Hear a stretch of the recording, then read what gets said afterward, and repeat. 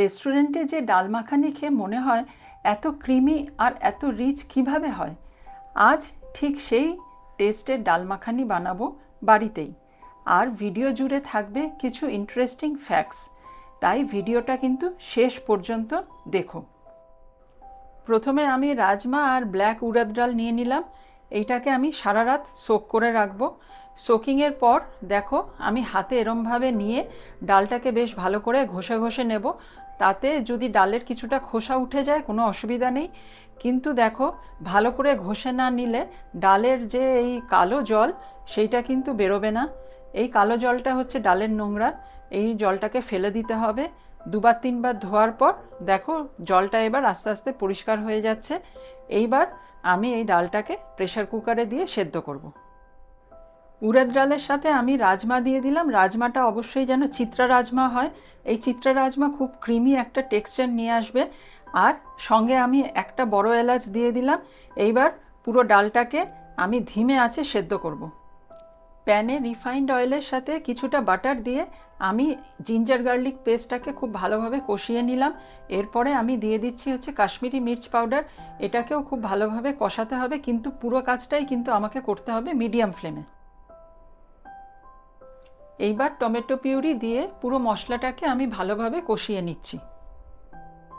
তোমরা জানো কি ডাল মাখানির যে ডালটা সেটা রেস্টুরেন্টে কিন্তু তন্দুরে মোটামুটি সারা রাত ধীমে ধীমে আঁচে সেদ্ধ হয়। তাই প্রেসার কুকারেও আমরা যখন সেদ্ধ করব তখন ধীমে আঁচে করব, না হলে কিন্তু ডাল আর খোসা আলাদা হয়ে যাবে। আরেকটা মজার কথা বলি, ডাল মাখানির জন্ম পাঞ্জাবেই, কিন্তু দেশভাগের পর দিল্লির কিছু বাবুর্চি এই ডিশটাকে খুব পপুলার করে। আজ সারা বিশ্বে অন্যতম ইন্ডিয়ান ডিশ হিসাবে কিন্তু ডাল মাখানি খুব ফেমাস। মশলাটা কষাতে কষাতে দেখো তেল ছেড়ে দিয়েছে। তারপরে আমি সেদ্ধ করা ডালটা দিয়ে দিলাম।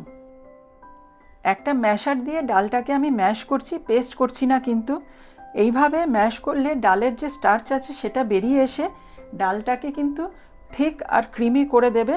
আর সেই জন্য এই ডাল মাখানির নাম কিন্তু মাখনের জন্য নয়, এই স্টার্চের জন্য। এখন আমি স্বাদ মতন লবণ দিয়ে দিলাম।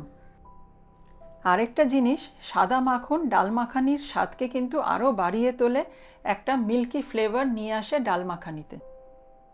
আমার ডাল মাখানিটার টেক্সচার দেখো কি সুন্দর হয়েছে।